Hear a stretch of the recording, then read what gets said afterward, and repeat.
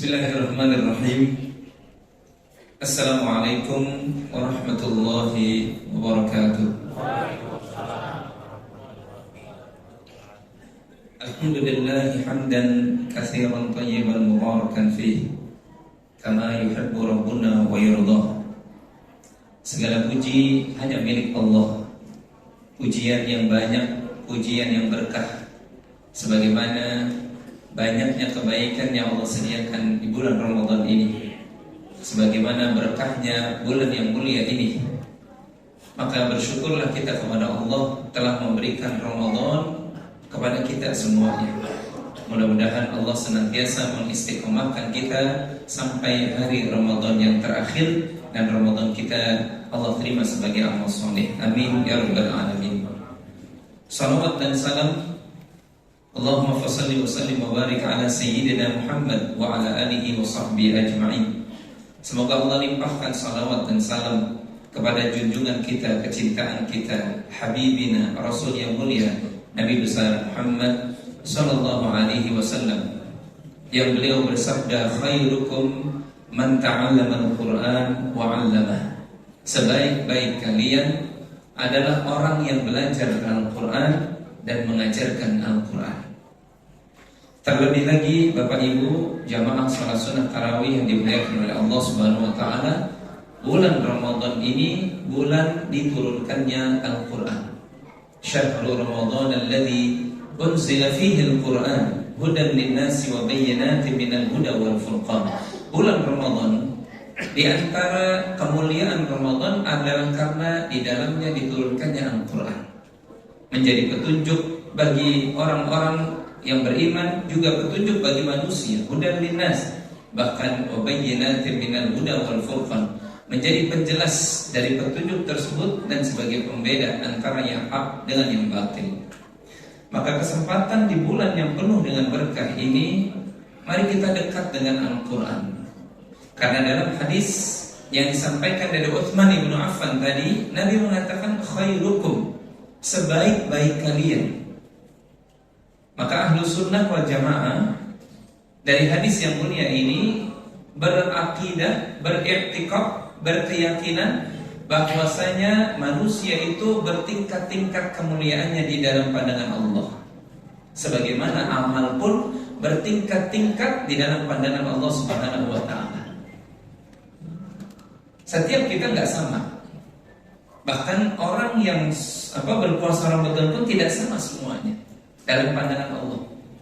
Tidak semua orang kemudian memiliki atau diberikan keutamaan oleh Allah Subhanahu wa taala dengan sebab Ramadannya, tidak semua. Ada orang hamba Allah yang dia betul-betul mendapatkan kedudukan yang istimewa dengan sebab Ramadannya. Tapi ada orang yang dengan Ramadannya hanya sekedar menahan lapar dan dahaga saja.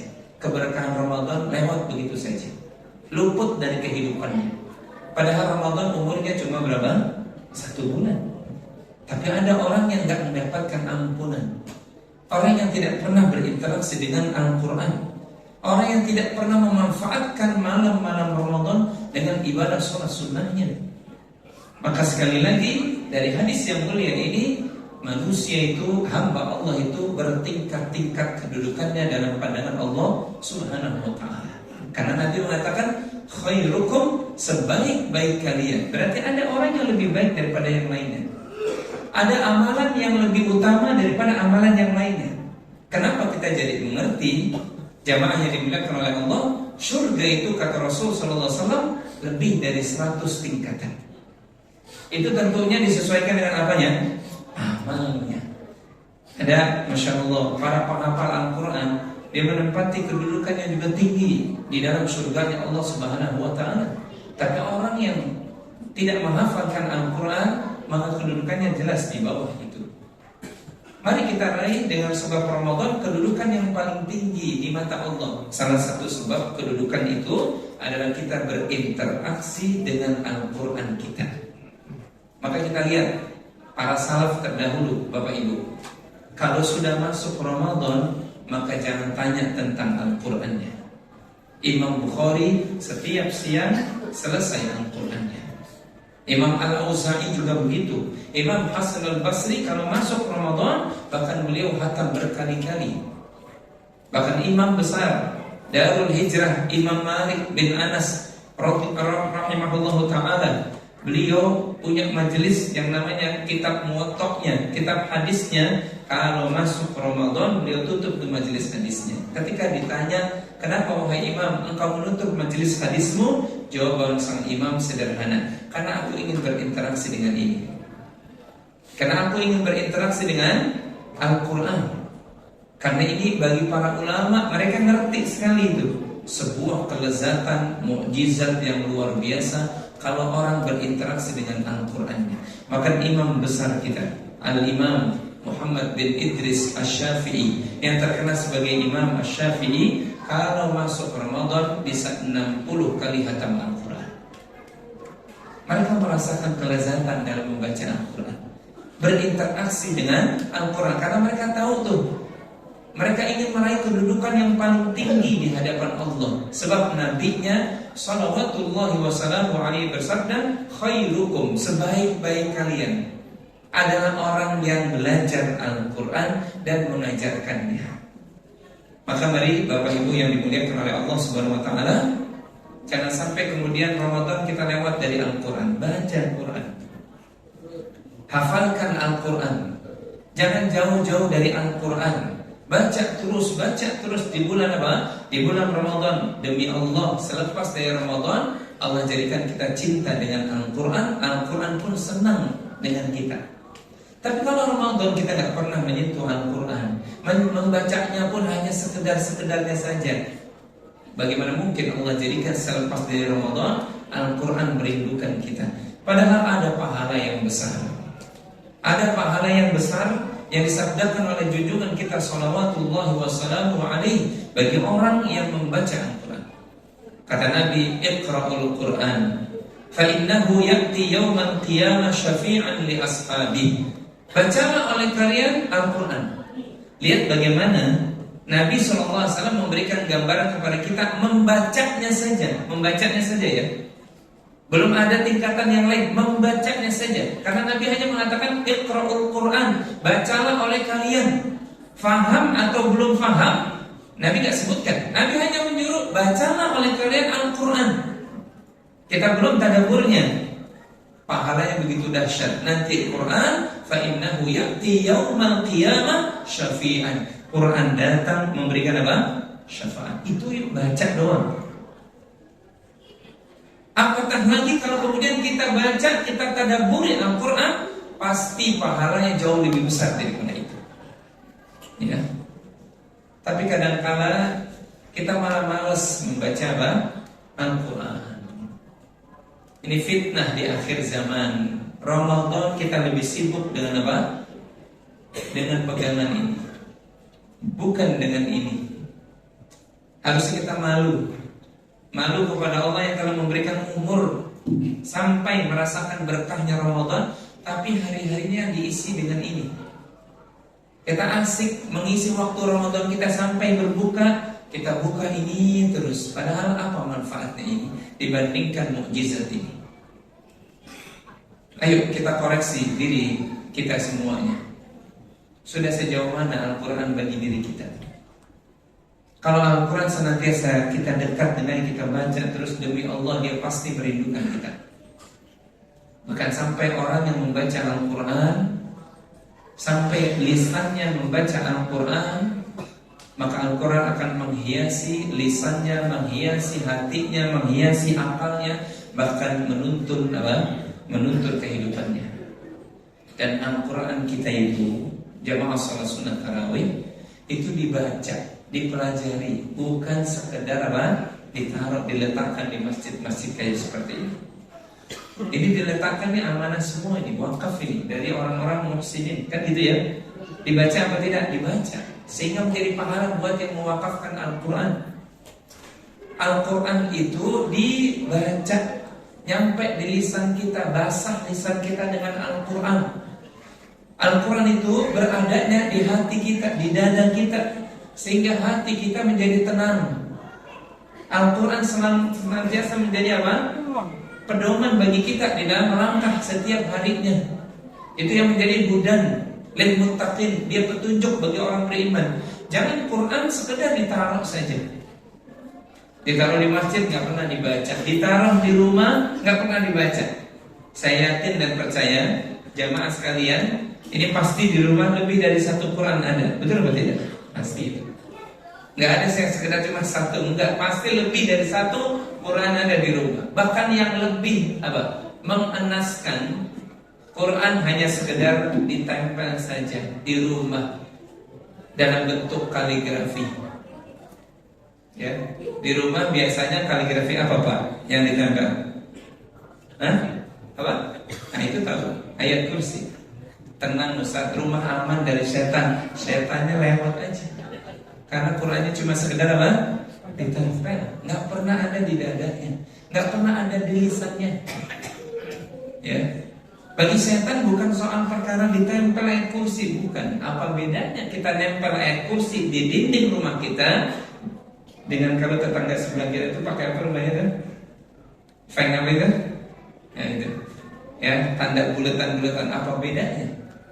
Setan nggak masuk, setan tetap aja masuk kita. Tapi kalau Al-Quran ada di lisan kita, di dada kita, dalam hafalan kita, setan nggak ada pintu masuk. Setan ada, maksudnya Al-Quran ada di lisan anak-anak kita, dia menghafal Al-Quran, istri kita, suami kita juga menghafal Al-Quran, maka syaitan itu gak ada tempat.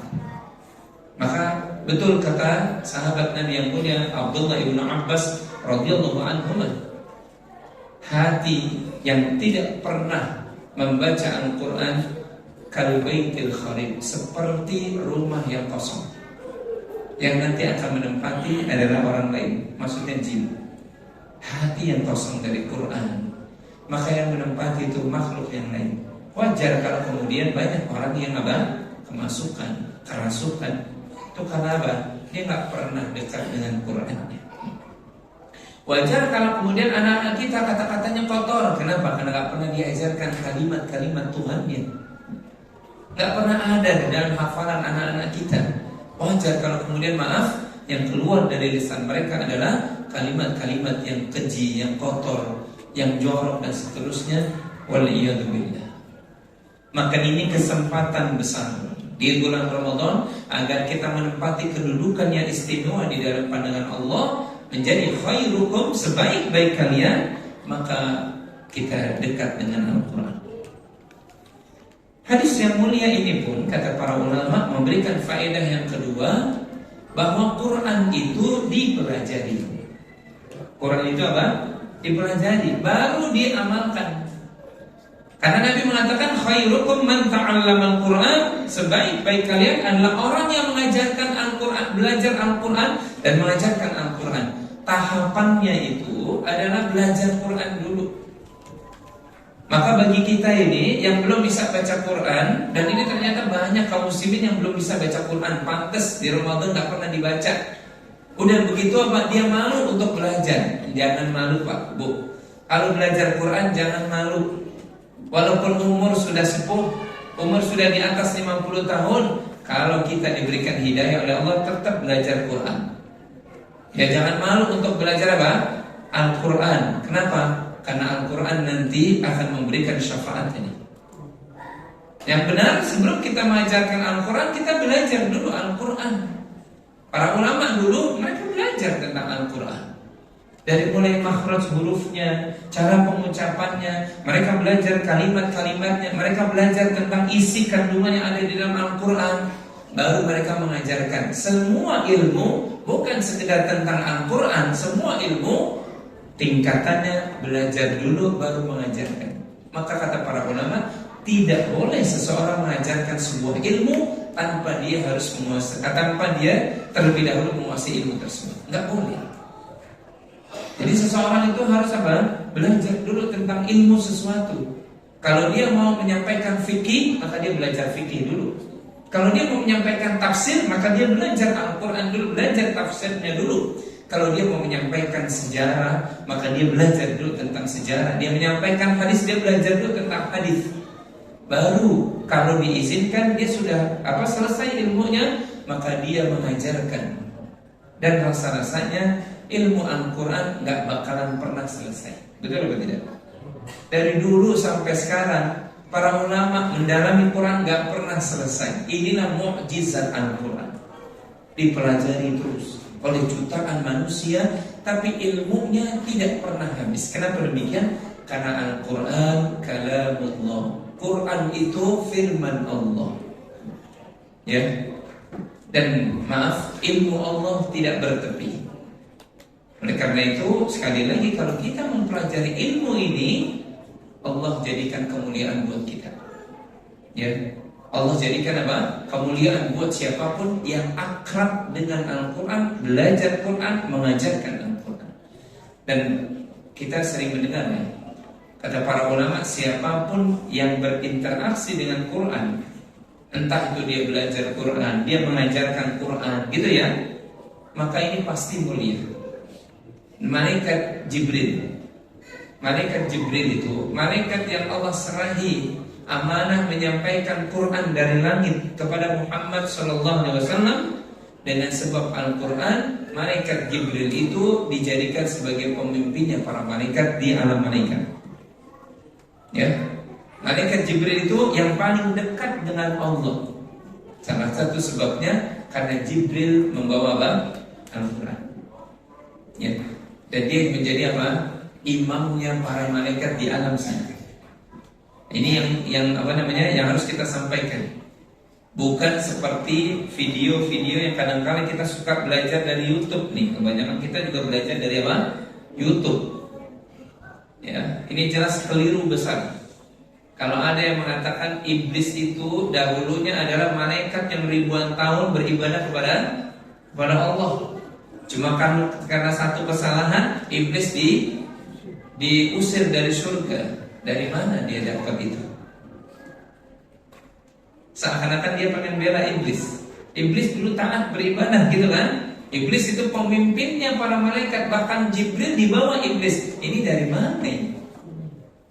Sering gak kita mendengar ada cerita begitu? Ini jelas dusta, bohong ini. Gak pernah ada itu. Karena minal jinni fafasaqa an amri rabbi. Kata Allah sendiri dalam surah Taha, iblis itu adalah kana minal jin. Dari golongan apa? Jin. Malaikat dengan jin beda. Dari mana mereka memperoleh kisah bahwasanya iblis itu dulu malaikat yang ribuan tahun beribadah kepada Allah? Ini jelas dusta. Ya, ini jelas apa? Dusta. Ya. Sehingga sampai kemudian lebih cerdas dari Jibril, ini kedustaan berikutnya. Ya, Jibril itu pemimpinnya para malaikat karena dia membawa Al-Quran. Yang kedua, Jibril menyampaikan Quran kepada Muhammad SAW, Rasul kita. Dengan sebab Al-Quran, maka beliau digelari Sayyidul Anbiya wal Mursalin, pemimpinnya para nabi dan rasul. Ya, pemimpinnya seluruh nabi dan rasul, Muhammad SAW. Dan Allah muliakan itu dengan sebab apa? Al-Quran. Bahkan nanti di akhirat tidak ada yang berhak membuka pintu surga kecuali beliau SAW. Ini makhluk yang kedua yang dimuliakan oleh Allah dengan sebab Al-Qurannya. Bulan Ramadan ini mulia di antara 12 bulan yang lainnya. Dengan sebab apa? Di dalamnya diturunkan apa? Al-Quran. Yang keempat, hamba-hamba Allah yang berinteraksi dengan Quran, dia baca, dia hafalkan, terlebih lagi dia hafalkan, bahkan dia amalkan Al-Quran, pasti dijaga, dimuliakan oleh Allah. Inna nahnu nazzalna dzikra wa inna lahu lahafizun. Kami yang menurunkan al-dzikra, Al-Quran, kami pula yang akan menjaganya. Makanya kisah-kisah orang yang menghafal Quran, yang selalu membaca Al-Quran, gak jauh dari Al-Quran, itu bukan isapan jempol. Allah jaga kehidupan mereka. Bukan sekedar apanya, kehidupan yang lain, tapi tubuhnya dijaga oleh Allah Subhanahu Wa Taala. Para penghafal Quran itu dijaga oleh Allah. Tidak ingin kita itu, Bapak Ibu, menjadi orang-orang yang dijaga oleh Allah dengan sebab Al-Quran kita. Kalau kita kembali sekali lagi kepada Quran kita baca, kita pelajari, kita tadabburi, kita amalkan Al-Quran kita, maka pasti dunia itu ada di tangan umat Islam. Cuma sekarang perkaranya umat Islam itu kenapa nggak menguasai dunia? Karena dia jauh dan dijauhkan oleh musuh-musuhnya dari apa? Dari Quran. Semoga tausiah yang singkat ini ada manfaatnya. Mari kita menjadi orang yang paling terbaik di dalam pandangan Allah. Salah satunya adalah kita belajar Al-Quran dan mengajarkannya. Aku qauli hadza wa astaghfirullahal azim wa lakum. Assalamualaikum warahmatullahi wabarakatuh.